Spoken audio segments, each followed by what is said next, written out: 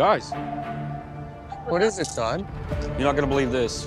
Oh, no way. wow. Is that a diamond? It's like finding an Egyptian tomb in the middle of Canada.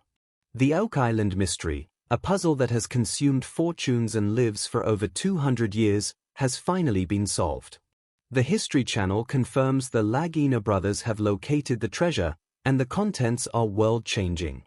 This isn't just about gold coins or lost jewels. It's about a discovery that connects North America to ancient Rome and the Knights Templar. What they pulled from the earth proves a secret history that defies everything we were taught in school. And it all revolves around one impossible artifact: cracking the vault. The moment of discovery was nothing short of cinematic. It all happened deep beneath the garden shaft, an area that geochemist Dr. Ian Spooner had already flagged as having impossibly high amounts of gold and silver in the water. For weeks, the team had been driving a massive question: a steel tube the width of a small room down into the earth. Then, at a depth of over 160 feet, they hit it. Not wood, not stone, but a thick, impenetrable layer of a strange concrete-like substance. Lab analysis later showed it was mixed with animal bone and an unknown metal. A bizarre recipe designed to resist drills and the passage of time. The thing nobody tells you is that this was the final door. With bated breath, they sent a remote camera down the borehole. What it transmitted back to the surface left the entire war room team in stunned silence. Yes, there are indeed air bubbles in the garden. Okay, it's on the right-hand side right next to where a rock is actually. So, we're transmitting pressure as they case forward from the drill rig along that tunnel over into the garden shaft. Yes. Below the barrier was a sealed vault-like space roughly 15 feet and 15 feet constructed of massive hand-cut granite blocks fitted together with masterful precision. It was a perfect dry and protected chamber. The team has since dubbed it the Sanctuary. Inside, several chests were visible. One bound in heavy iron straps had partially broken open, revealing the unmistakable glint of gold coins. But these weren't just Spanish or French coins. Believe it or not, when they were later recovered, many bore the faces of Roman emperors who reigned over 1,000 years before Columbus was even born. We've encountered what we deem to be potential offset chambers or voids in the ground. So, we're starting to collect some data for you guys. How did Roman currency end up buried deep beneath a remote island in North America? To put it mildly, that question alone could rewrite history. But that was just the beginning. Another chest crafted from a dark, unfamiliar wood held a collection of scrolls. Miraculously, they were perfectly preserved inside sealed lead cylinders. The team, working with preservation experts, carefully opened one. It revealed a star chart, but it wasn't a map of the sky we know. It depicted constellations from a southern hemisphere perspective, drawn with incredible accuracy. What many overlooked at first were the annotations. Linguists preliminarily identified the script as a shocking mix of ancient Hebrew and Phoenician.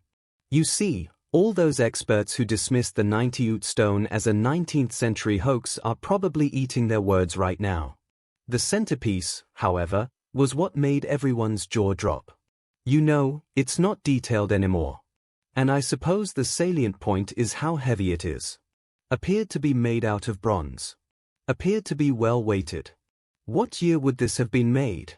Somewhere between the 2nd and 3rd century AD. It's a ceremonial gladius that was presented by the Emperor Komodo in honor of the sequel gladiators. Resting on a simple stone pedestal in the center of the room was not a cross but a ceremonial sword. Its hilt was wrapped in gold wire and embedded with large uncut gems. But the blade was forged from a dark, non-reflective metal that seemed to absorb the camera's light. Later lab tests confirmed the impossible. It was meteoric iron, the same sky metal prized by ancient civilizations from the Egyptians to the Tutors for its celestial origins and incredible strength. Carved into the hilt was the unmistakable two-barred cross of the Knights Templar. Here's the kicker. This discovery doesn't just suggest the Templars came to America. It proves they brought their most sacred relics and knowledge with them.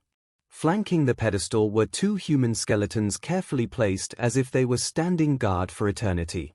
This wasn't a treasure hoard buried in a panic. It was a tomb, a time capsule, a message deliberately left for a future generation to find.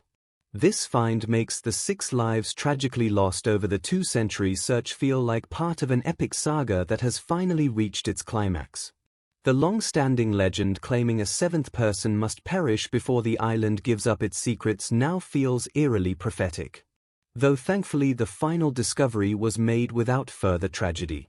The mystery of what was buried is solved. But the question of how it got there has just begun. A history of failure. To understand why this discovery is such a monumental deal, you have to appreciate the 2 centuries of pure unrelenting obsession that came before it. This wasn't just some casual treasure hunt. You see, for many it was a life's work that ended in bankruptcy, heartbreak, and in some tragic cases, their final moments. The story of Oak Island is a story of human grit pitted against an engineering puzzle of genius design. It all started way back in 1795 when a teenager named Daniel McInnes saw a strange circular depression in the ground under an old oak tree. What he couldn't have known was that his curiosity would kick off a mystery that would captivate millions for generations to come. He and 2 friends, John Smith and Anthony Vaughan, started digging. Just 10 feet down, they hit a layer of oak logs. Then another at 20 feet and a third at 30. It was obvious this wasn't natural. Someone with a lot of resources had built this. That simple hole became the legendary money pit. Over the next 200 years, the island became a magnet for dreamers and entrepreneurs. Dozens of companies were formed. The Onslow Company, the Truro Company, the Oak Island Association. They all came, they all dug, and they all failed. They were consistently beaten by the island's most ingenious and deadly defense, the flood tunnels. Time and again, just as searchers thought they were close to the prize, a torrent of seawater would rush in from hidden channels connected to the nearby Smith's Cove, filling the pit in mere minutes. It was a man-made booby trap of incredible complexity, designed to protect whatever lay at the bottom forever. The sheer scale of the past efforts is just mind-boggling. We're talking about massive steam-powered pumps, enormous cranes, and complicated cofferdams built to hold back the entire ocean.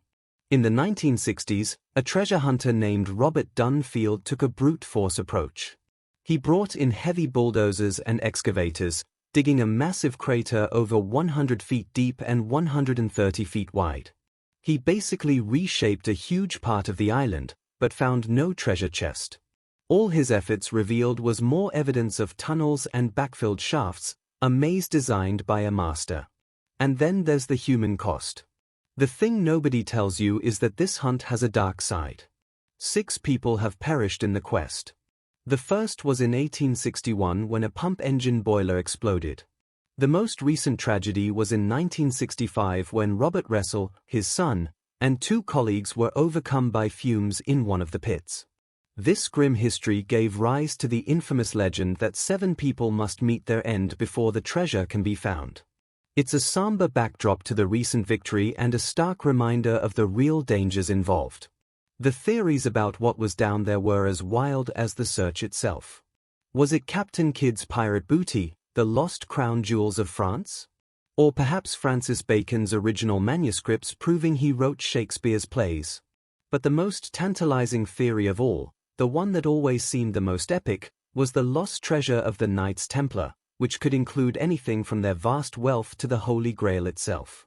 Each new clue unearthed over the years, like the coated 90-foot stone or the lead cross found seasons ago, only deepened the mystery.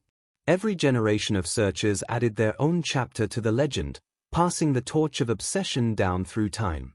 All of that history, all of that failure led to the moment the Lagina brothers took up the cause. But they knew the old ways of digging and dreaming were never going to be enough. They needed a whole new approach. Beating the booby traps. For centuries, the hunt was all about brute force and blind hope.